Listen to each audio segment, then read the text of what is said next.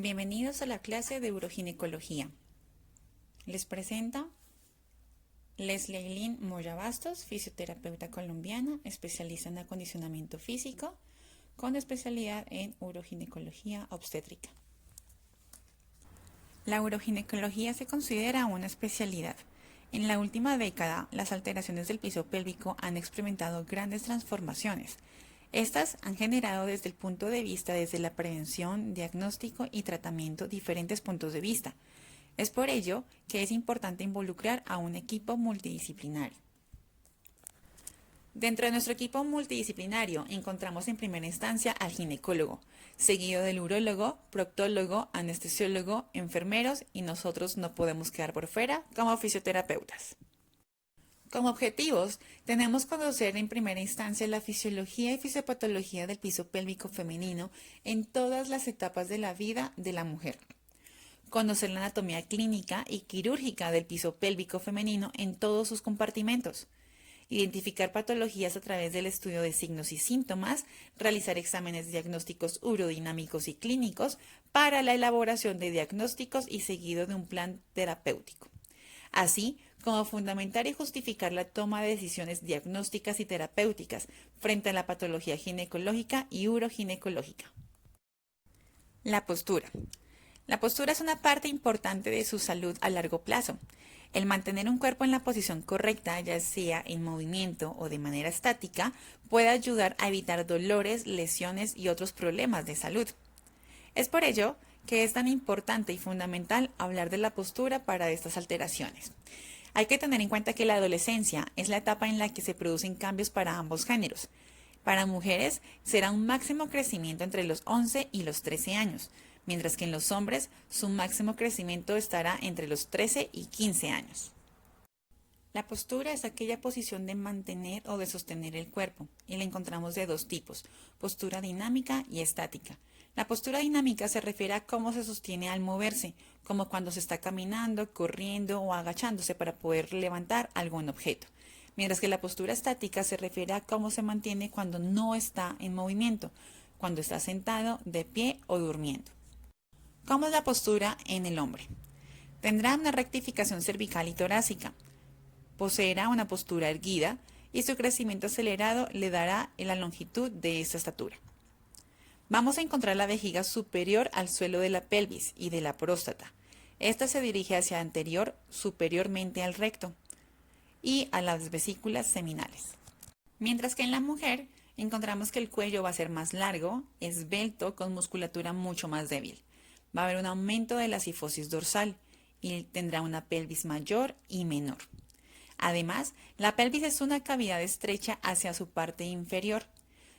Tiene una zona central en donde encontramos el útero, por delante de él está la vejiga con la uretra y por detrás el recto.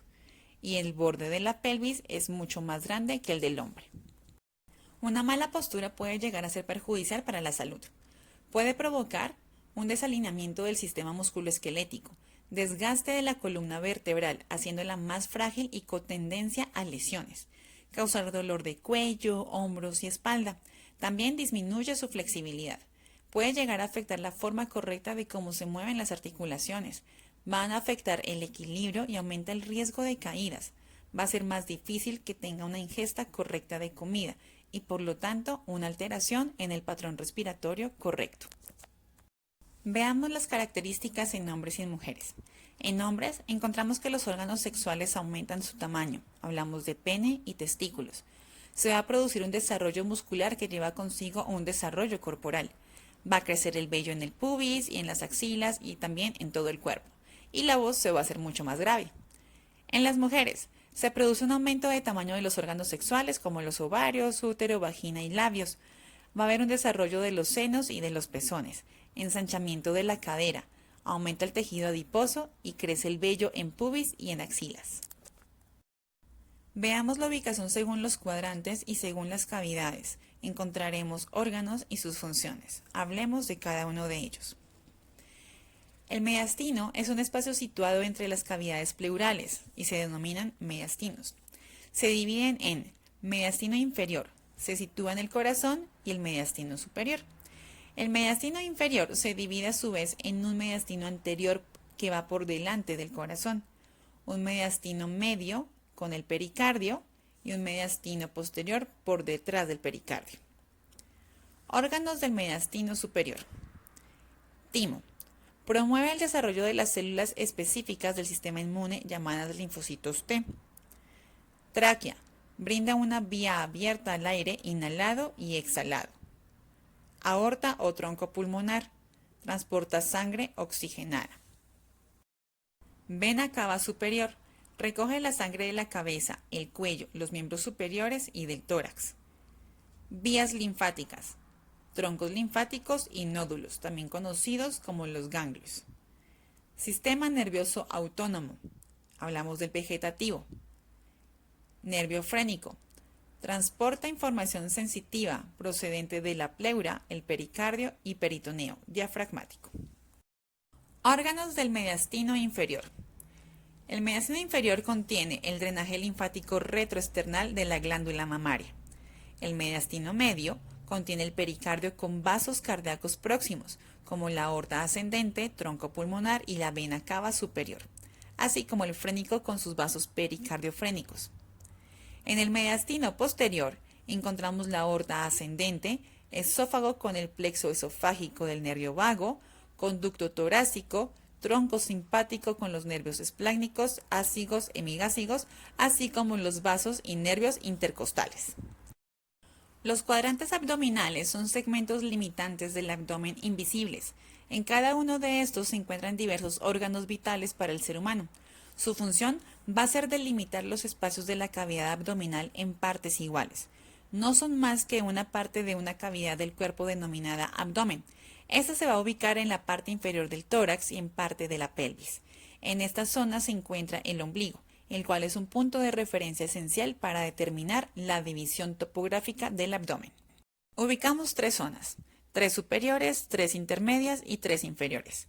En las 3 superiores ubicamos hipocondrio derecho, hipocondrio izquierdo y el epigastrio. En las 3 intermedias, flanco derecho, flanco izquierdo y el mesogastrio. Y en las 3 inferiores, fosa ilíaca derecha, fosa ilíaca izquierda y el hipogastrio. En el epicondrio derecho encontramos los siguientes órganos y su función. El hígado se encarga del metabolismo de los carbohidratos, lípidos y de proteínas que secretan la bilis como elemento esencial de la digestión. La vesícula biliar se encarga de almacenar y de concentrar la bilis secretada por el hígado y que alcanza la vesícula a través de los conductos hepático y cístico. La glándula suprarrenal y riñón derecho. Estos producen hormonas imprescindibles para la vida, incluyendo hormonas sexuales y el cortisol. El cortisol ayuda a responder al estrés y tiene muchas funciones importantes. El riñón se encarga de limpiar, equilibrar químicamente la sangre y producir las hormonas. Puede ayudar también a mantener el cuerpo sano. Forma parte del aparato urinario que incluye los riñones, uréteres, la vejiga y también de la uretra. En el epigastrio encontramos el estómago.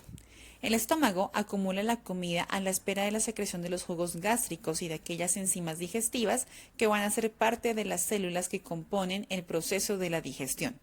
Estos jugos gástricos son el ácido clorhídrico.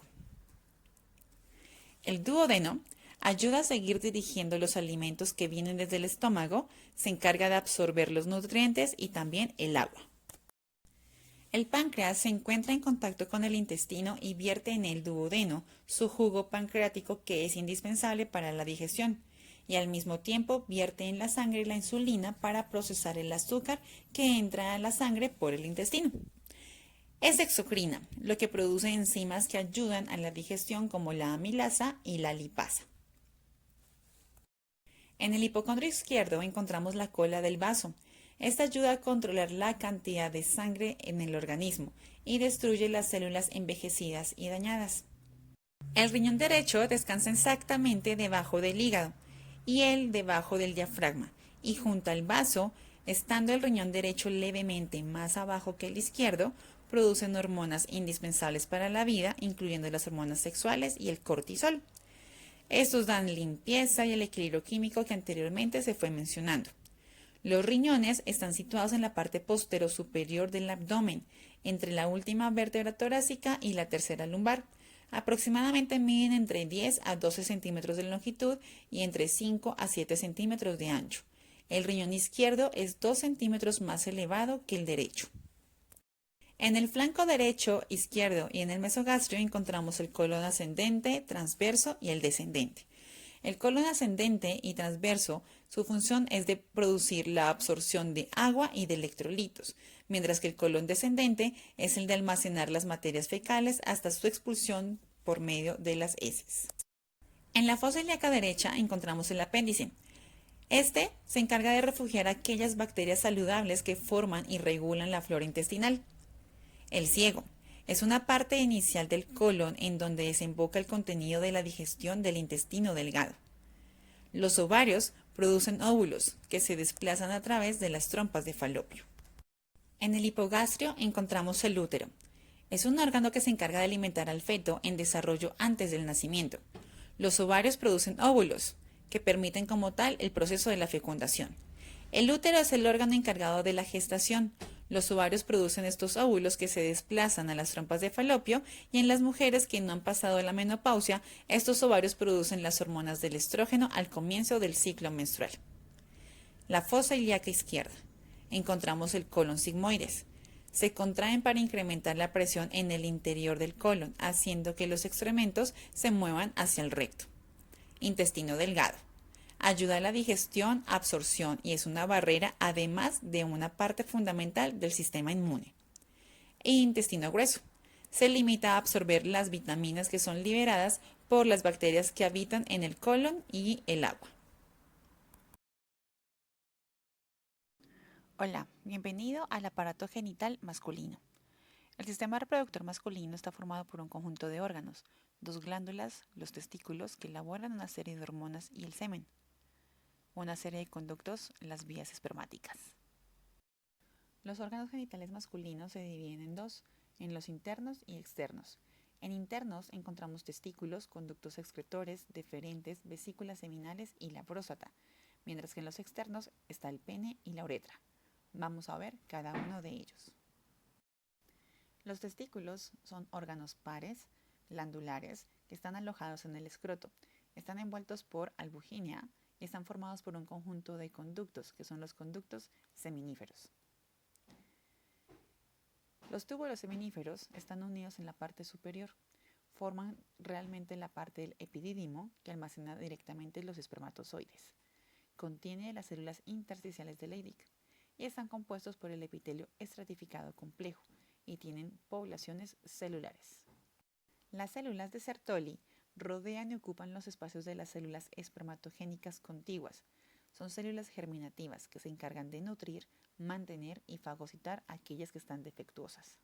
Estas células espermatogénicas se dividen con regularidad, derivan de células germinativas ya originadas y son organizadas en la capa mal definida. Esto puede llegar a ser progresivo entre células de Sertoli que están contiguas. Las células de Leydig están ubicadas entre los túbulos seminíferos. Son de forma poliédrica grande, eosinófilas y además contienen inclusiones lipídicas. La espermatogénesis es el mecanismo encargado de la producción de espermatozoides. Es la gametogénesis en el hombre. Este proceso se produce en las gónadas. La espermatogénesis tiene una duración aproximada de 62 a 75 días en la especie humana y se extiende desde la adolescencia y durante toda la vida del varón. La formación de los espermatozoides comienza alrededor del día de 24 del desarrollo embrionario en el saco vitelino. Aquí se producen unas 100 células germinales que emigran hacia los esbozos de los órganos genitales. Alrededor de la cuarta semana ya se acumulan alrededor de 4.000 de estas células germinales. Los testículos, para poder producir espermatozoides, tendrán que esperar hasta la pubertad, cuando estén suficientemente desarrollados. La ovogénesis se inicia en la mujer al tercer mes del desarrollo intrauterino. En el hombre, la espermatogénesis cuando éste alcanza la pubertad. En la ovogénesis se produce solo un gameto funcional. Al contrario, en la espermatogénesis se producen 4. La espermatogénesis en la especie humana comienza cuando las células germinales de los túbulos seminíferos de los testículos se multiplican. Se forman unas células llamadas espermatogonias. Cuando el individuo alcanza la madurez sexual, las espermatogonias aumentan de tamaño y se transforman en espermatocitos de primer orden. En estas células se produce la meiosis. La meiosis 1 dará lugar a dos espermatocitos de segundo orden y tras la meiosis 2 resultarán cuatro espermátidas.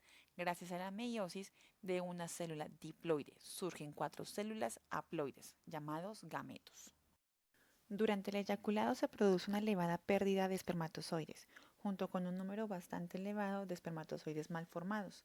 De toda la capacidad espermatogénica potencial del testículo, tan solo un 25% consigue tener capacidad suficiente y ser apto para la fecundación. El espermatozoide es la célula reproductora sexual masculina. Es una célula haploide, por lo que solo contiene 23 cromosomas. Los espermatozoides constan de tres regiones: cabeza, segmento intermedio, cola. La cabeza contiene el núcleo haploide cubierto por el acrosoma y un par de centriolos detrás del núcleo. El acrosoma contiene enzimas como la hialuronidasa y la acrosina que facilitan la penetración del espermatozoide al ovocito. El segmento intermedio o cuerpo es la región que une la cabeza con la cola y que contiene la carga mitocondrial que provee la energía necesaria, ATP, para la movilidad del espermatozoide. La cola, o también llamado flagelo, da la movilidad al espermatozoide. Durante la eyaculación, los espermatozoides son liberados del epidídimo, donde se almacenan a través del conducto deferente y se mezclan con las secreciones de la próstata y otras glándulas para conformar el semen. El epidídimo contiene conductillos deferentes y un conducto del epidídimo. Forma tiene de semiluna y está revestido por el epitelio pseudoestratificado. Estas están contenidas por células basales y células epididimarias. El conducto deferente mide aproximadamente entre 50 y 60 centímetros de largo. Está localizado después del epidídimo y posee una dilatación, tres capas musculares gruesas que lo llevan hacia el conducto eyaculador. El conducto eyaculador es un conducto deferente que una vez que está en la cavidad abdominal cruza el uréter correspondiente y pasa por debajo de la cara inferior de la vejiga. Este se une al conducto que procede de la vesícula seminal y formado por el conducto eyaculador. En su recorrido atraviesa la próstata y desemboca en la uretra. Este permite la mezcla de fluido y secreción de vesículas seminales y forman el semen. Conduce la secreción testicular y posteriormente el semen.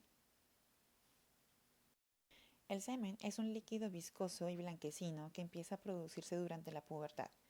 La eyaculación son aquellos movimientos rítmicos musculares que impulsan el esperma hacia adelante y tiene como funcionalidad facilitar la llegada de los espermatozoides hasta el óvulo con el fin de fecundar. Del integral líquido eyaculado, entre el 1 y el 2% corresponde propiamente a los espermatozoides y otras células provenientes de los testículos. El resto del volumen son secreciones de la próstata, vesículas seminales, glándulas de Cooper y de Litter, y finalmente del epidídimo. Otras pueden llegar a ser creando la parte líquida del semen y el plasma seminal. Cada una de estas glándulas que interviene en la composición del plasma seminal del semen segrega un líquido con una determinada función, ya sea lubricar, nutrir a los espermatozoides, protegerlos de las sustancias con capacidad oxidante que pueden afectar el ADN espermático. Tiene consistencia de coágulo debido a la facilidad de solidificación que posee gracias al fosfato de espermina y otras proteínas similares al fibrinógeno. Promedio de volumen de semen en una eyaculación puede llegar a ser entre 1.5 y 5 mililitros, dependiendo mucho de la abstinencia sexual previa que haya tenido el varón. Su olor es variable en cada uno de los individuos y su función es de múltiples factores. El color de semen es normalmente blancuzco o levemente amarillento por las flavinas provenientes de la vesícula seminal, pero menos del 10% del volumen del semen de una eyaculación corresponde a los espermatozoides. La densidad normal de los espermatozoides en el semen varía de 50 a 150 millones por mililitro, por lo que cada eyaculación contiene entre 20 a 150 millones de espermatozoides por milímetro cúbico. Para que se produzca la fecundación del óvulo, el semen debe contener más de 20 millones de espermatozoides por mililitro. En condiciones adecuadas y debido a la composición del semen, los espermatozoides pueden permanecer vivos fuera del organismo durante varios días, cuando el semen se conserva mediante técnicas de laboratorio. En el tracto genital femenino, esta supervivencia es mucho mayor, pudiendo haber espermatozoides móviles al final de las trompas de falopio varios días después de la eyaculación. La uretra. La uretra masculina es un tubo muscular que transporta la orina y el semen hasta el orificio externo de la uretra o meato uretral. Está localizado en el extremo del glande. Con propósitos descriptivos, la uretra masculina se divide en tres partes: uretra prostática, la membranosa y la esponjosa. La uretra prostática contiene unos 3 centímetros de longitud y comienza en el orificio interno de la uretra, en el trígono de la vejiga. Desciende a través de la glándula prostática y en su pared posterior desembocan los conductos de la glándula prostática y los conductos eyaculadores. La uretra membranosa es la porción más corta de la uretra con 1 centímetro de longitud aproximadamente. Está rodeada por el esfínter uretral y a cada lado se encuentra una glándula bulbouretral. La uretra esponjosa es la porción más larga de la uretra con unos 15 centímetros de longitud y atraviesa toda la longitud del pene. Termina en el orificio externo de la uretra que comunica con el exterior y es la porción más estrecha y menos distensible de la uretra, con un diámetro aproximado de unos 5 milímetros. En la parte superior de esta uretra desembocan los conductos de las glándulas bulbouretrales. Las vesículas seminales son dos largos tubos de unos 15 centímetros de longitud que están enrollados y forman una estructura ovalada en la base de la vejiga, por delante del recto. Sería más apropiado llamarlas glándulas seminales, ya que producen una secreción espesa y alcalina que contiene fructosa, prostaglandinas y diversas proteínas que se mezclan con el esperma a medida que éste pasa a lo largo de los conductos eyaculadores. El conducto de cada vesícula seminal se une con el conducto deferente de su lado para formar el conducto eyaculador. Los conductos eyaculadores, cada uno de los dos conductos es un tubo delgado, mide de 2 a 2.5 centímetros de longitud y se forma cerca del cuello de la vejiga por la unión del conducto de la vesícula seminal y el conducto deferente de su lado. Ambos conductos eyaculadores viajan juntos a medida que pasa a través de la próstata y van a desembocar en la uretra prostática, en donde expulsan el semen inmediatamente antes de que sea expulsado al exterior de la uretra. La próstata es la mayor glándula accesoria del sistema reproductor masculino con un tamaño similar al de una pelota de golf. Se sitúa en la pelvis por debajo de la vejiga urinaria y por detrás de la sínfisis del pubis. Está rodeada por la primera porción de la uretra, que por ello se llama uretra prostática. Crece lentamente desde el nacimiento hasta la pubertad, luego se expande hasta los 30 años y permanece estable hasta los 45 años. A partir de esa edad puede agrandarse y ocasionar molestias. La uretra prostática y los conductos eyaculadores pasan a través de la próstata dividiéndola en lóbulos. Existen de 20 a 30 conductillos prostáticos que desembocan en la pared posterior de la uretra prostática, ya que la mayor parte del tejido glandular se localiza posterior y lateral a la uretra prostática y por esos conductos se descarga la secreción prostática hacia la uretra y se añade el líquido seminal. El líquido prostático es lechoso y levemente ácido y contiene ácido cítrico, enzimas proteolíticas y sustancias antibióticas que contribuyen a disminuir el crecimiento de bacterias en el semen y el aparato reproductor femenino. Las glándulas bulbouretrales son dos y tienen el tamaño de un guisante. También reciben el nombre de glándulas de Cooper. Se encuentran debajo de la próstata, posterolateral en relación a la uretra membranosa. Sus conductos pueden llegar a medir entre 2 y 3 centímetros. Se abren en la porción superior de la uretra esponjosa. Durante la excitación sexual, secretan un líquido alcalino al interior de la uretra que protege a los espermatozoides, neutralizando la acidez de la uretra y moco que lubrica el extremo del pene y las paredes de la uretra, disminuyendo el número de espermatozoides que resultan dañados por la eyaculación. El pene es el órgano de la copulación en el hombre. Sirve de salida común para la orina y el semen o líquido seminal. Consiste en un cuerpo y una raíz. El cuerpo del pene es la parte pendular libre, cubierta por piel muy fina, de color oscuro y poco adherida. Está compuesto por 3 cuerpos cilíndricos de tejido cavernoso eréctil, encerrados en una cápsula fibrosa. Dos de esos cuerpos eréctiles, que son los cuerpos cavernosos, están situados en ambos lados del pene, en la parte posterior del órgano. El otro que también es eréctil, es el cuerpo esponjoso. Se encuentra anteriormente en el pene, en el plano medio. Este contiene la uretra esponjosa y la mantiene abierta durante la eyaculación. El dorso del pene se encuentra en posición anterior cuando el pene está flácido y su superficie anterior mira hacia atrás. Los cuerpos cavernosos están fusionados uno con otro. En el plano medio y en la parte posterior se separan y forman los dos pilares que sostienen el cuerpo esponjoso que se encuentra entre ellos.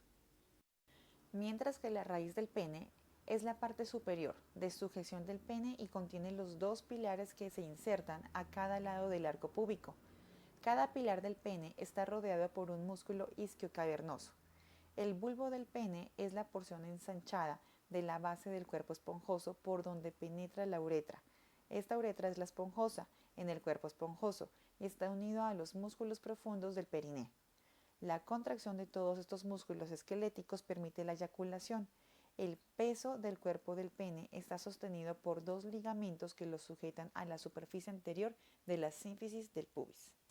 La función principal de los testículos es la espermatogénesis, que también es un órgano endocrino, cuyas células de Leydig producen y secretan la hormona testosterona, que es un andrógeno y la principal hormona masculina, aunque también secretan otro tipo de andrógenos. Las funciones de la testosterona son: primera, la testosterona interviene en el desarrollo embrionario del aparato genital externo masculino. La información genética presente en las células fetales controla el desarrollo gonadal. Las gónadas se desarrollan bajo control genético a partir de la gónada primordial. Inicialmente, esta gónada primordial se divide en una parte externa y otra interna, iguales para ambos géneros.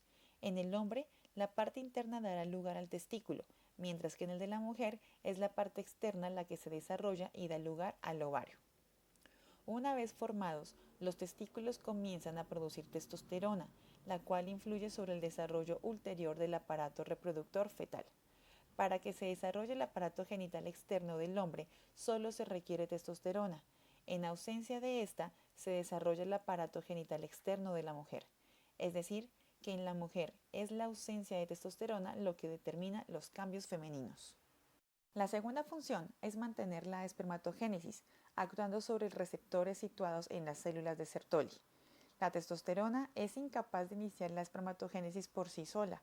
Controla la velocidad y el mantenimiento de la espermatogénesis, actuando sobre las células de Sertoli, pero solamente cuando sobre estas ya ha tenido lugar la acción de la hormona folículo estimulante, conocida como la FSH, de la adenohipófisis. Por ello, las células de Sertoli han de ser previamente preparadas por la acción de la FSH de la adenohipófisis. Y por último, la testosterona es responsable de diversas características del género masculino, como algunos aspectos de comportamiento, mayor masa muscular, modificaciones de la laringe, también del desarrollo de las glándulas accesorias del tracto reproductor masculino. Asimismo, contribuyen a la libido o impulso sexual. Los andrógenos son inactivados en el hígado y los productos resultantes de su degradación son eliminados por la orina. Igual que sucede en la mujer, en el sistema reproductor masculino intervienen hormonas secretadas por el hipotálamo y por la hipófisis. La hipófisis anterior, o también llamada adenohipófisis, secreta unas hormonas proteicas, las gonadotropinas. Estas son de gran importancia y fundamentales para la función reproductora y, como indica su nombre, actúan sobre las gónadas o glándulas sexuales, que serían los testículos en el hombre y los ovarios en la mujer. Son la hormona folículo estimulante, FSH, y la hormona luteinizante, LH. La secreción de las gonadotropinas depende a su vez del hipotálamo, que es una estructura que se encuentra en el sistema nervioso central y es el responsable de la secreción de la hormona liberadora de gonadotropina, que es transportada por la sangre hasta la adenohipófisis o hipófisis anterior, en donde, como indica su nombre, estimula la liberación de las gonadotropinas. La hormona luteinizante actúa sobre las células de Leydig, provocando la liberación de la testosterona. A su vez, esta testosterona, cuando alcanza un determinado nivel, inhibe la secreción de la luteinizante al ejercer un efecto de control negativo, tanto sobre la adenohipófisis como sobre el hipotálamo. Por su parte, la folículo estimulante actúa de modo sinérgico con la testosterona sobre las células de Sertoli. estimulando la secreción de la proteína ligadora de andrógenos, conocida como la ABP, hacia la luz de los tubos seminíferos, alrededor de las células germinales, y como la ABP se une a la testosterona, se consiguen niveles elevados de este andrógeno localmente, para que pueda estimular la parte final del desarrollo de los espermatozoides. Una vez alcanzado el nivel adecuado de espermatogénesis, las células de Sertoli secretan una hormona llamada inhibina, que entonces reduce la secreción de la folículo estimulante mediante un mecanismo de control negativo sobre la adenohipófisis y el hipotálamo.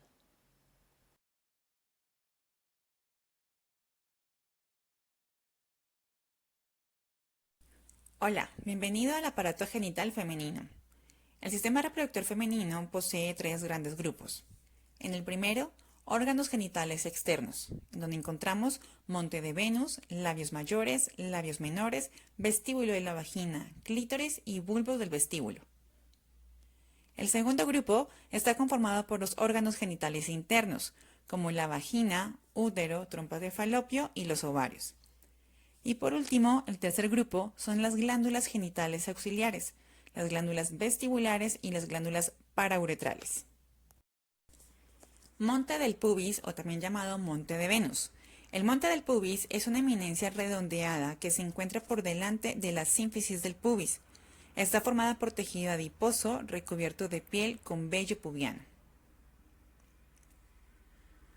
Los labios mayores son dos grandes pliegues de piel que contienen en su interior tejido adiposo subcutáneo y que se dirigen hacia abajo y hacia atrás desde el monte del pubis.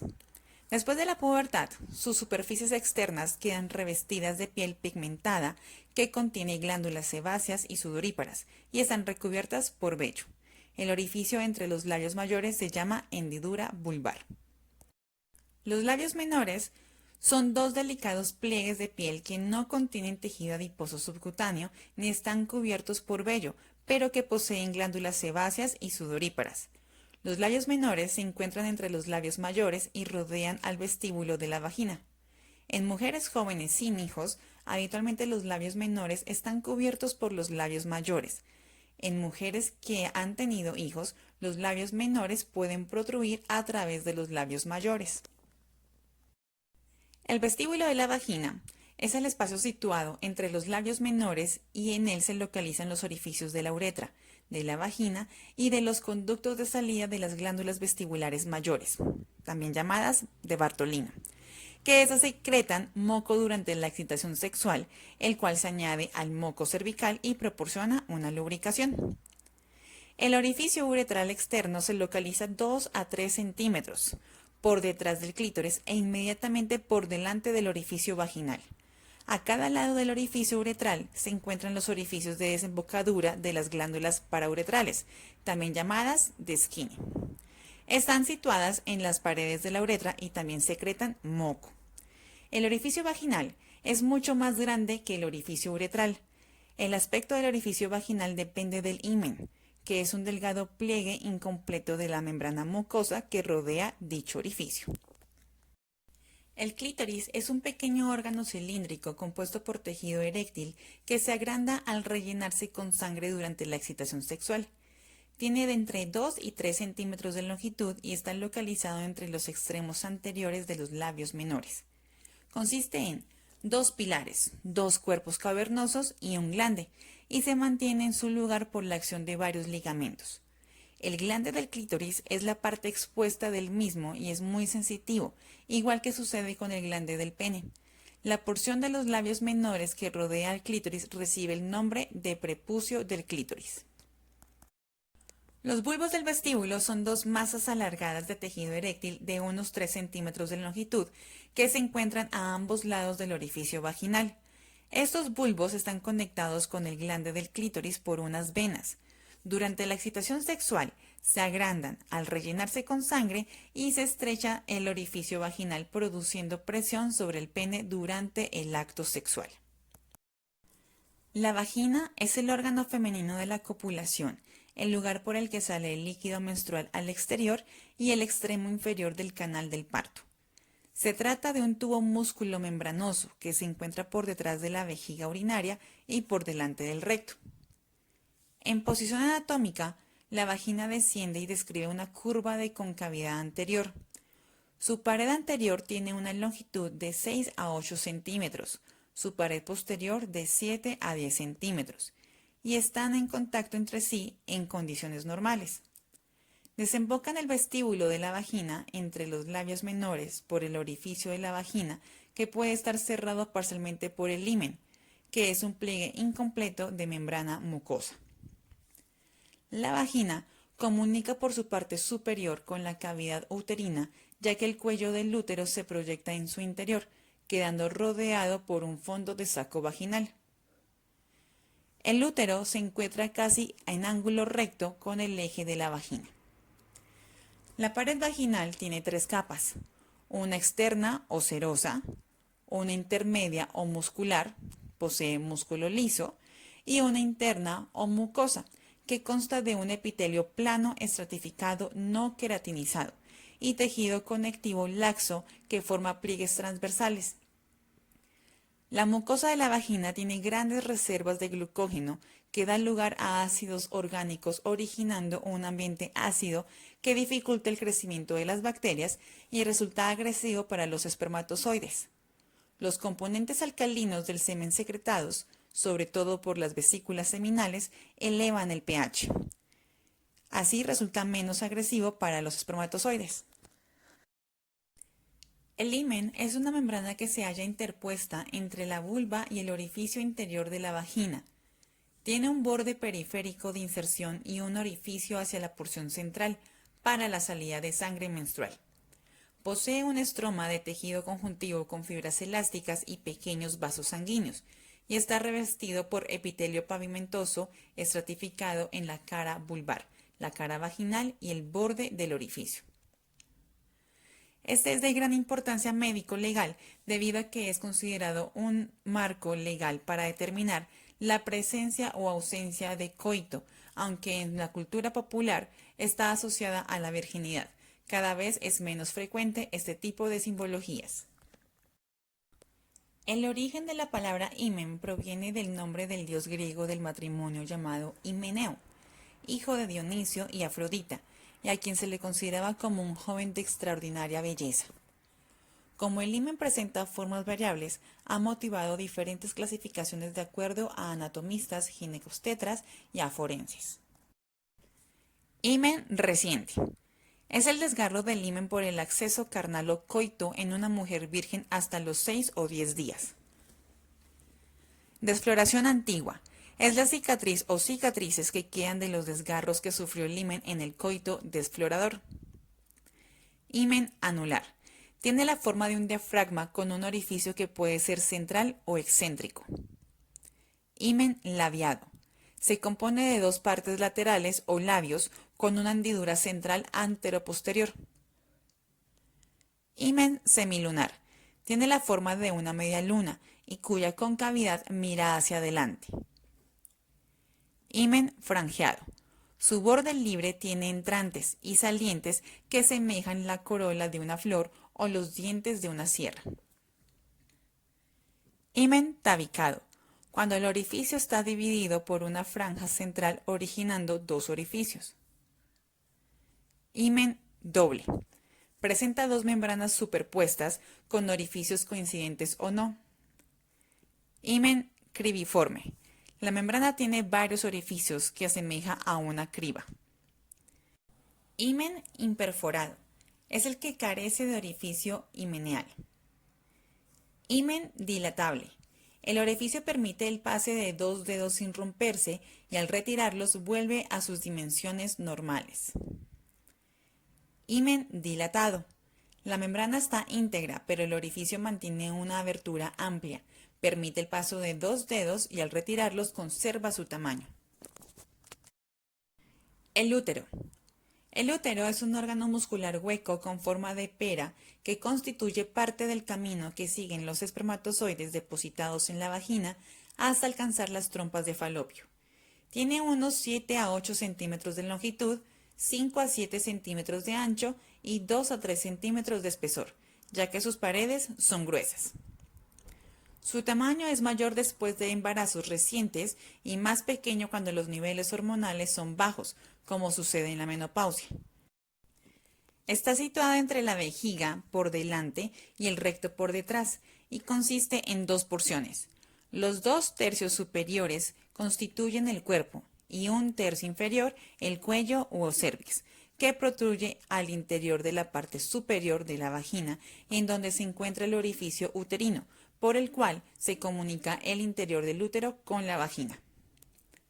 La porción superior redondeada del cuerpo se llama fondo del útero, y a los extremos del mismo, o cuernos del útero, se unen las trompas de falopio, cuyas cavidades pueden así comunicarse con el interior del útero.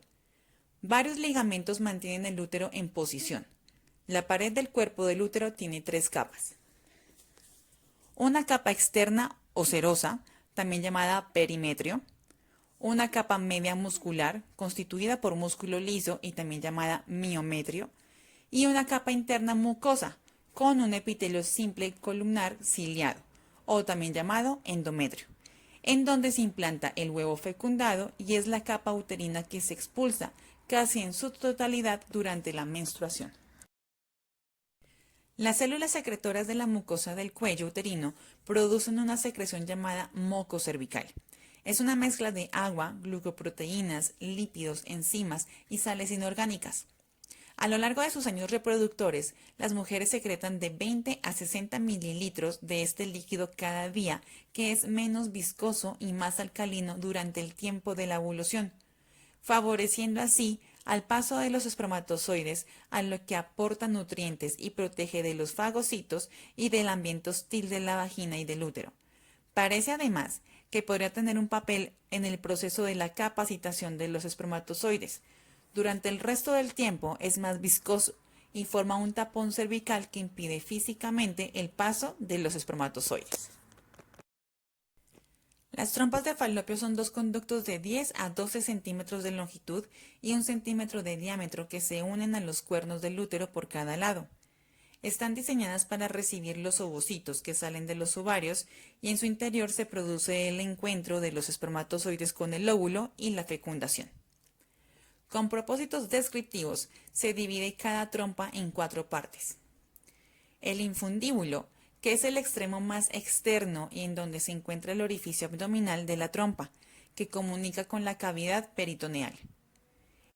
El infundíbulo presenta numerosos pliegues o fimbrias que atrapan al ovocito cuando se produce la ovulación para llevarlo al orificio abdominal de la trompa e introducirlo en el interior de la misma. Una de las fimbrias está sujeta al ovario correspondiente. La ampolla, que es una parte más ancha y larga de la trompa y la que recibe el ovocito desde el infundíbulo, es el lugar en donde tiene lugar la fertilización del ovocito por el espermatozoide. El istmo es una porción corta, estrecha y de paredes gruesas. Se une con el cuerno del útero en cada lado. Y por último, la porción uterina, que es el segmento de la trompa que atraviesa la pared del útero y por donde el ovocito es introducido en el útero. La pared de las trompas tiene una capa interna o mucosa con un epitelio simple columnar ciliado que ayuda a transportar el ovocito hasta el útero junto a células secretoras que producen nutrientes para el mismo.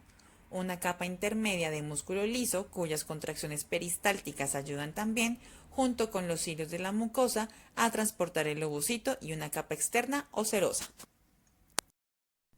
Los ovarios son 2 cuerpos ovalados en forma de almendra que aproximadamente miden 3 centímetros de longitud, 1 centímetro de ancho y 1 centímetro de espesor. Se localiza uno a cada lado del útero y se mantienen en posición por varios ligamentos, como por ejemplo el ligamento ancho del útero, que forma parte del peritoneo parietal y que se une a los ovarios por un pliegue llamado mesoovario, formado por una capa doble de peritoneo. Los ovarios constituyen las gónadas femeninas y tienen el mismo origen embriológico que los testículos o gónadas masculinas. En los ovarios se forman los gametos femeninos u óvulos, que pueden ser fecundados por los espermatozoides a nivel de las trompas de falopio y se producen y secretan a la sangre una serie de hormonas como la progesterona, los estrógenos, la inhibina y la relaxina. En los ovarios se encuentran los folículos ováricos que contienen los ovocitos en sus distintas fases de desarrollo y las células que nutren a los mismos y que además secretan estrógeno a la sangre a medida que los ovocitos van aumentando de tamaño. El folículo maduro, también llamado folículo de Graf, es grande, está lleno de líquido y preparado para romperse y liberar el ovocito que será recogido por el infundíbulo de las trompas de falopio. A este proceso se le llama ovulación. Los cuerpos lúteos o cuerpos amarillos son estructuras endocrinas que se desarrollan a partir de los folículos ováricos que han expulsado sus ovocitos u óvulos en la ovulación y producen y secretan a la sangre diversas hormonas como progesterona, estrógenos, relaxina e inhibina, hasta que, si el ovocito no es fecundado, degeneran y son reemplazados por una cicatriz fibrosa. Antes de la pubertad, la superficie del ovario es lisa, mientras que después de la pubertad se cubre de cicatrices progresivamente a medida que degeneran los sucesivos cuerpos lúteos. Las hormonas sexuales femeninas son los estrógenos y los gestágenos. En estrógenos, el más potente es el estradiol y la estrona, el menos potente es el estriol. En los gestágenos son la progesterona. Se producen en los ovarios y tienen una estructura química de hormona esteroidea. Las glándulas encargadas de mantener la circulación de las hormonas sexuales son los ovarios, el hipotálamo y la hipófisis. El hipotálamo se encuentra en la base del cerebro, rige todo el sistema hormonal, pues controla la producción de las hormonas puestas en circulación en el organismo e interviene en otros fenómenos como la regulación de la temperatura corporal, el peso, el apetito y las emociones. Además, el hipotálamo restablece el equilibrio en caso de exceso o insuficiencia de secreción hormonal.